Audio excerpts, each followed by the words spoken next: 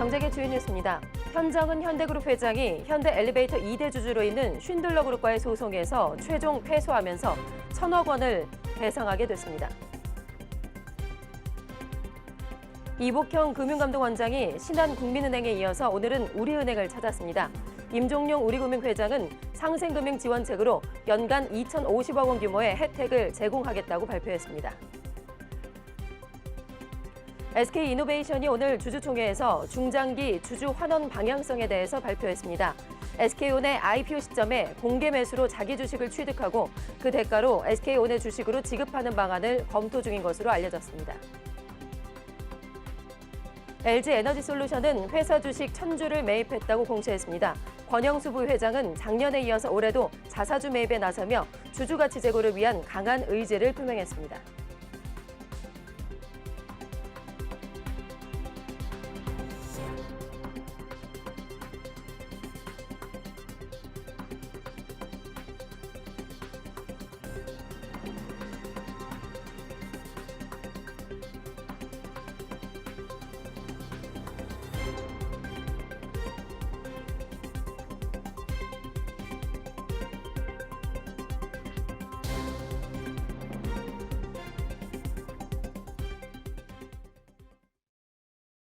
시청자 여러분 안녕하십니까? 3월 30일 뉴스프라임 시작하겠습니다.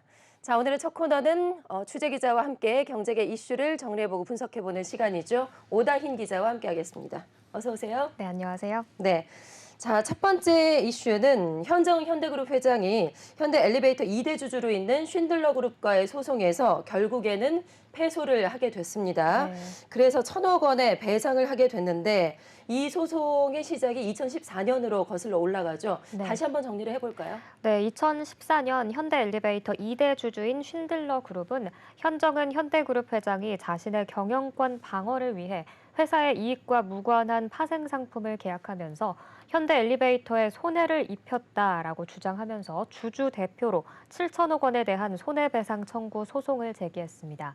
해당 파생금융상품 계약 구조를 보면 현대엘리베이터와 계약 상대방 펀드들은 현대상선 주가가 오르면 이익을 나눠 갔는데 주가가 내려가면 현대엘리베이터가 손해를 보는 구조였습니다. 현대엘리베이터가 당시 적대적 인수합병 시도 가능성이 있었던 현대상선의 주식을 보유하면서 우호적으로 의결권을 행사한다는 내용도 계약에 담겼습니다. 쉰들러는 현대 측이 현대상선의 경영권을 방어하기 위해 현대상선 대주주인 현대엘리베이터에 파생금융상품 계약을 맺게 함으로써 거액의 손실을 끼쳤다라고 주장한 겁니다. 1심 재판부는 현 회장의 손을 들어줬습니다. 현대엘리베이터가 체결한 파생금융상품 계약이 현 회장의 정상적인 경영 행위다라고 본 것인데요. 그런데 2심 재판부는 현 회장은 계약 체결 여부를 결의하는 이사회에 참석하지 않았고 현대엘리베이터 이사들이 회사에 막대한 손실을 줄 수 있는 파생상품 계약 체결을 의결하는 것을 막지 않는 등 감시 의무를 게을리했다라면서 배상 책임을 일부 인정했습니다. 네, 2심까지는 한마디로 1대1이었는데 네. 결국에는 대법원의 판결에서 바뀌었군요. 네. 2심 재판부의 판단을 대법원에서 인정을 했다고요? 네, 이 대법원 재판부는 현 회장 등이 일부 계약을 체결할 당시 이 계약 체결의 필요성과 손실 위험성 등에 관해 충분히 검토하지 않았다며 검토가 부족함을 알고도 필요한 조치를 취하지 않았으므로 회사의 그 계약 체결로 인한 손해를 배상할 책임이 있다며 원심의 판단을 인정했습니다. 하지만 2심 재판부는 현 회장이 현대엘리베이터에 기여한 부분이 적지 않은 점 등을 고려해서 배상 책임을 7천억 원에서 1,700억 원으로 제한했고요. 현대엘리베이터의 1,700억 원을 이 가운데 190억 원은 한상호 전 현대엘리베이터 대표와 나누어서 지급해라라고 판결했습니다. 대법원 관계자는 순환 출자 구조의 기업 집단에 속한 회사가 자신이 가진 계열 회사에 대한 경영권을 방어하기 위해 계열 회사의 주식을 취득하려는 경우 이사가 검토해야 할 사항이 무엇인지 이번 판결을 통해서 최초로 판시했다고 전했습니다. 자, 이어서 프라임 이슈 두 번째 소식 알아보겠습니다. 이복현 금융감독 원장이 KB국민은행과 신한은행에 이어서 오늘은 우리은행을 찾았습니다. 이 원장이 이렇게 최근에 계속해서 은행권을 찾아서 상생금융의 메시지를 내놓고 있죠.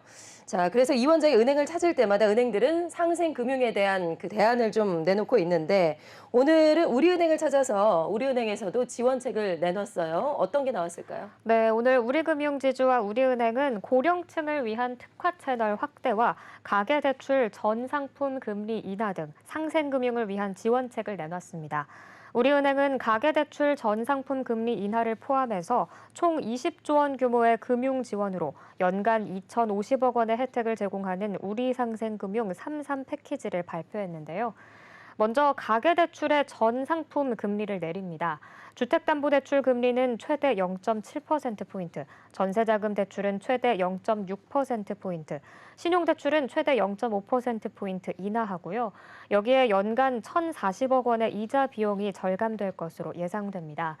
또 소상공인, 중소기업 대상으로는 소상공인 생활안정자금 5천억 원의 긴급 대출과 함께 연체이자 납입액 상당의 연체 원금 상환을 지원합니다. 신용보증재단을 통해서 1조 5천억 원 규모의 금융 지원과 신규 보증서 대출 첫 달 이자 전액을 감면하고요. 또 아울러 서민금융 대출 상품 성실상환 고객에 대해서는 대출 원금 1%를 감면하고 고령층을 대상으로는 우리은행의 이체 수수료를 전액 면제하기로 했습니다. 임종룡 회장은 더 많은 이에게 힘이 되는 금융그룹으로 나아가기 위해 과도한 점포 통폐합을 하지 않고 고객 친화적인 특화 채널을 지속해 구축해 나가겠다라고 말했습니다. 자, 앞서서 다른 은행들도 이 원장이 찾았었죠. 다른 은행들이 내놓은 상생금융 방안 뭐가 있었을까요? 네, 첫 번째로 현장 영업은행장을 방문한 건 지난달 23일 하나은행이었습니다. 당시 하나은행은 서민금융상품인 새희망 홀씨대출의 신규 취급 금리를 최대 1%포인트 인하한다고 밝혔는데요. 이를 통해서 약 4만 명이 금리 인하 혜택을 받을 것으로 보입니다. 또 지난 9일에는 이 원장이 KB국민은행 본점을 방문했습니다. 당시 KB국민은행은 신용대출을 포함한 전 가계대출 상품 금리를 최대 0.5%포인트 인하해서 연간 1,000억 원 이상의 이자를 경감하겠다라는 지원책을 발표했었죠. 그 이후에 지난 27일 KB국민은행은 시중은행 가운데 처음으로 제2금융권 대출 전환 상품인 KB국민 희망대출을 5천억 원 규모로 출시했습니다. 지난 24일에는 신한은행 본점을 찾아서 정상혁 신한은행장과 간담회를 열었습니다. 신한은행은 모든 가계대출 신규 대환 연기 고객을 대상으로 주택담보대출 금리 0.4%포인트, 전세자금 대출 금리 0.3%포인트, 일반 신용대출 금리 0.4%포인트, 새희망 홀씨 대출 금리 1.5%포인트를 인하한다라고 밝혔습니다. 이외에도 소상공인, 중소기업 고객의 금융 비용을 약 623억 원 절감하겠다는 발표도 있었습니다. 자, 프라임 이슈 세 번째 소식 짚어보겠습니다. 주주총회 시즌이 계속해서 이어지고 있죠. 자, 오늘은 SK이노베이션의 정기 주총이 있었는데 이 주총과는 별개로 오늘 주주와의 대화 행사가 있었습니다. 이 행사에서 SK이노베이션이 중장기 주주 환원 방향성에 대해서 발표를 했는데 자, 오 기자, 어떤 내용이 좀 담겼을까요? 네, SK이노베이션은 2024년과 2025년 배당 가이드라인으로 최소 주당 2,000원 수준의 현금 배당을 검토한다고 밝혔습니다. 또 SK온은 IPO와 연계된 주주 환원 방향에 대해서도 검토 중이다라고 공시했는데요. 회사는 배터리 자회사인 SK온 기업 공개 시점에 공개 매수로 자기 주식을 취득하고 그 대가를 SK온 주식으로 지급하는 방안을 검토 중인 것으로 전해졌습니다. 규모는 SK이노베이션의 시가총액 10% 수준으로 SK온 IPO 이후 구주 매출 재원을 활용한 특별 배당도 검토하고 있다라고 덧붙였는데요. SK온의 IPO 시점은 아직 결정되지 않았습니다. 이에 대해 김양섭 SK이노베이션 재무부문장은 충분히 수익성이 확보되고 안정적인 시점, 빨라야 2025년 이후로 SK온 IPO를 생각한다라고 말했습니다. 네, 현금 배당 검토 소식에 주주들이 상당히 환호했을 것 같습니다. 네. 자, 그래서인지 오늘 SK이노베이션 주가가 장중에 급등세를 기록하기도 했는데 마감은 어떻게 됐을까요? 네, 오늘 SK이노베이션은 오전 11시 기준으로 전일 대비 15% 이상 치솟은 18만 원대 거래가 이어졌고요. 종가는 전일 대비 13.80% 상승한 18만 7,200원에 장을 마쳤습니다. SK이노베이션은 SK온의 수익성 개선에 힘써서 내년에는 흑자 전환할 것이다라는 전망도 내놨는데요.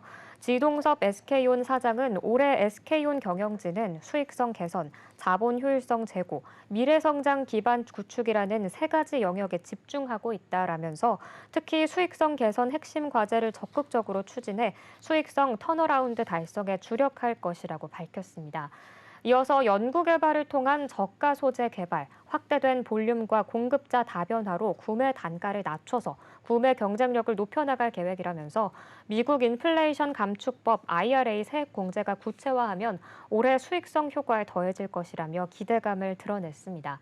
주주 환원 정책 발표 이외에도 오늘 주총에서는 카본 투 그린 전략을 이끌며 회사의 그린 포트폴리오 전환에 기여한 김준 대표이사 부회장을 사내이사로 재선임했고요. 김주연 이복희 사회이사와 박진회 감사위원 신규 선임안도 통과됐습니다. 아울러 재무제표 승인, 이사 보수 한도 승인 등의 모든 안건을 원안대로 의결했습니다. 네, 자 프라임 이슈 네 번째로 넘어가 보도록 하죠. 자, LG 에너지 솔루션의 권영수 부회장이 오늘 회사 주식 1,000주를 매입했다고 공시를 했습니다. 자, 이번이 처음은 아닌데요. 권영수 부회장이 지난해에도 1,000주를 매입한 바가 있죠. 이 회사가 아니라 권영수 부회장 개인이 매입을 한 거죠. 네, 이 LG 에너지 솔루션 권영수 부회장은 지난해에 이어서 올해도 1,000주를 장중 매입했습니다. 취득 단가는 주당 57만 2,800원, 총 매입 금액은 5억 7,280만 원입니다. LG에너지 솔루션 측은 권 부회장이 올해도 회사 주식을 매입하면서 책임 경영 실천과 주주 가치 제고를 위한 강한 의지를 표명했다며 LG에너지 솔루션의 미래 고객 가치를 높이고 주주 신뢰를 강화하겠다라는 의미라고 설명했습니다. 실제로 LG에너지 솔루션의 지난해 매출 살펴보면 25조 5,986억 원에 영업이익은 1조 2,137억 원을 기록하면서 연간 최대 실적을 달성했습니다. 이에 올해 연간 매출을 25%에서 30% 이상 늘리겠다라고 발표했는데요. 시설 투자도 지난해보다 50% 이상 늘려 북미, 유럽, 아시아 등의 글로벌 생산 공장의 생산 능력을 올해 말 기준으로 300기가와트시까지 확대할 계획을 발표했습니다. 올해 연초 주당 43만 6,500원으로 시작한 LG에너지 솔루션 주가는 전날 종가 58만 3천 원으로 마감해서 약 33% 올랐고요. 오늘 종가는 58만 8천 원에 거래를 마쳤습니다. 네. 자, 이어지는 프라임 이슈 다섯 번째 소식 역시 주주총회 소식입니다. 이번에는 하이브인데요. 자, SM 인수전에서 손을 뗀 하이브가 이제 남아있는 잔여 SM 주식을 어떻게 처리를 할 것인가를 놓고 관심이 집중이 됐었습니다. 오늘 주총에서 박지원 하이브 대표가 이에 대해서 발표를 했는데요. 자, 오 기자, 아직은 손실이 아니다라는 입장을 밝혔다고요? 네, 그렇습니다. 하이브는 앞서 카카오와의 SM 경영권 분쟁에서 물러나면서 12만 원에 취득한 SM 엔터테인먼트 지분을 카카오에 15만 원 공개 매수를 통해서 처분하려고 했는데요. 공개 매수가 크게 흥행하면서 물량이 너무 많이 몰렸고 결국 잔여 지분 전량 처분에 실패했습니다. 보유 주식 전량을 매각했다면 하이브는 1,100억 원 이상을 벌어들일 수 있었지만 차익 498억 원만 얻게 됐고요. 남은 지분은 209만 주가량 남아 있습니다. 이런 상황에서 박지원 하이브 대표는 오늘 주총에서 해명에 나섰습니다. SM 엔터테인먼트는 투자는 아직 손실 상태가 아닌 것으로 판단한다라고 밝혔고요. 현재 SM 주가가 9만 5천 원대인데 박 대표는 내부적으로는 9만 7천 원, 블렌딩 기준으로 9만 2천 원에서 9만 3천 원까지는 적자를 보지 않은 선으로 정리됐다라고 덧붙였습니다. SM 인수전 과정에서 손실이 발생한 것 아니냐는 질문에는 평가 손실을 최소화하고 주주 가치를 제고하기 위해 최선의 노력을 다하고 있다고만 말을 했고요. 또 카카오와의 플랫폼 협력에 관해서도 조만간 세부적인 내용을 말씀드릴 수 있을 것이다 라면서 플랫폼 협력을 공고화하겠다라는 원론적인 입장만 밝혔습니다. 세부적인 내용이나 발표 시점들은 공개하지 않았습니다. 네. 자, 6번째 프라임 이슈 짚어보겠습니다. 국내 최대 규모의 모빌리티 산업 전시회죠. 2023 서울 모빌리티 쇼가 오늘 프레스데이를 시작으로 고양시 킨텍스에서 열리게 됐습니다. 지난 전시보다 규모는 2배 가까이 커졌고요. 참가 기업 수도 60%나 늘었는데 네. 자, 모터쇼의 최대 관심사 아무래도 신차 공개겠죠. 네. 자, 오늘은 특히나 현대차가 소나타의 신형을 공개를 했는데 반응이 상당히 좋은 것 같습니다. 네, 그렇습니다. 현대차는 오늘 소나타 런칭 행사를 통해서 이 실차를 처음으로 공개했습니다. 기존 소나타 모델에 녹아있는 현대차의 디자인 정체성이죠. 감성을 더한 스포티함을 바탕으로 한층 더 세련되고 날렵한 외관과 넓은 공간 간의 실내 공간을 구현해냈습니다. 특히 전면부에는 일자 눈썹을 연상시키는 수평형 램프가 장착됐습니다. 이 디자인은 7세대 그랜저 신형 코나에 공통으로 적용됐는데요. 그 후반부에서도 알파벳 H를 떠올리게 하는 H 라이트를 볼 수 있습니다. 실내를 살펴보면 운전석과 내비게이션 화면을 하나로 잇는 파노라믹 커브드 디스플레이를 최초로 탑재했고요. 무선 소프트웨어 업데이트 기능을 기본 탑재해서 소프트웨어 중심의 자동차 성격을 더했습니다. 또 스마트폰만으로도 차 문을 열고 시동을 거는 디지털 키와 빌트인 캠을 선택 사양으로 운영합니다. 현대차는 4월 20일부터 소나타의 사전 계약을 실시한다고 밝혔습니다. 현대차는 이 밖에도 최근 공개된 전기차 모델 디올-U 코나 일렉트릭, 전용 전기차 아이오닉 6 등의 13대를 전시했습니다. 네, 프라임 이슈 7번째도 이어지는 소식인데요. 이 현대차만큼이나 관심을 받은 차가 또 있습니다. 기아차가 브랜드 최초의 대형 전기 SUV EV9의 실물을 공개를 했습니다. 자, 오 기자, 대형 전기차이니만큼 지금 대용량 배터리를 탑재해서 충전 문제를 보완했다고요? 네, 이 EV9은 첫 번째 국산 대형 전기 SUV로 한 번 충전으로 최장 500km까지 주행이 가능한 99.8kW시 대용량 배터리를 탑재했습니다. 350kW급 충전기로 25분 만에 배터리 용량을 10%에서 80%까지 충전할 수 있는 초급속 충전 시스템을 도입했고요. 충전소를 목적지로 정하면 배터리 온도를 충전 시점에 맞춰서 최적화해주는 기능도 갖췄습니다. 3열까지 있고 7인승과 6인승 중에 선택할 수 있는데 3열까지 있는 대형 전기 SUV는 국산 중에 최초로 선보이는 거라서 눈길을 끌고 있습니다. 기아는 앞으로 출시하는 고성능 모델 EV9 GT 라인에 레벨 3 수준의 자율주행 기술도 적용하기로 했습니다. 기아는 EV9을 상반기 내에 공식 출시할 예정이라고 밝혔는데요. 가격은 아직 미정이지만 전기차 보조금 혜택을 받을 수 있는 가격대가 될 것으로 보입니다. 네. 자, 국내차만 있는 게 아니네요. 네. 수입차 업계에서도 아시아 최초의 공개 모델을 들고 나오기로 했다고요? 네, BMW 그룹은요, 아시아 최초 공개 모델 한 종을 포함해서 24가지 모델을 전시합니다. BMW 브랜드의 첫 수소 연료 전지차인 BMW iX5 하이드로젠을 선보이고요. 벤츠의 경우에는 4월 출시를 앞둔 럭셔리 로드스터 SL의 7세대 완전 변경 모델이죠. 더 뉴 메르세데스 AMG SL을 전시합니다. 올해 국내 출시가 예정된 럭셔리 비즈니스 전기 SUV 더 뉴 EQE SUV와 고성능 순수 전기 럭셔리 비즈니스 세단 더 뉴 메르세데스 AMG EQE도 이번 모빌리티 쇼를 통해서 국내에 첫 선을 보입니다. 테슬라는 인간형 로봇인 옵티머스를 선보일 것으로 알려져 주목받고 있습니다. 준대형 세단 모델 S와 대형 SUV 모델 X의 최상위 트림인 플레드도 공개할 것으로 전해졌습니다. 일반에 공개되는 건 본격 내일부터 전시가 시작됩니다. 4월 9일까지 진행되고요. 평일 오전 10시부터 오후 5시까지, 주말에는 오전 10시부터 오후 6시까지 관람할 수 있습니다. 이번 주말 나들이는 고향 킨텍스에서 모터쇼 즐겨보시는 것도 좋겠습니다. 네.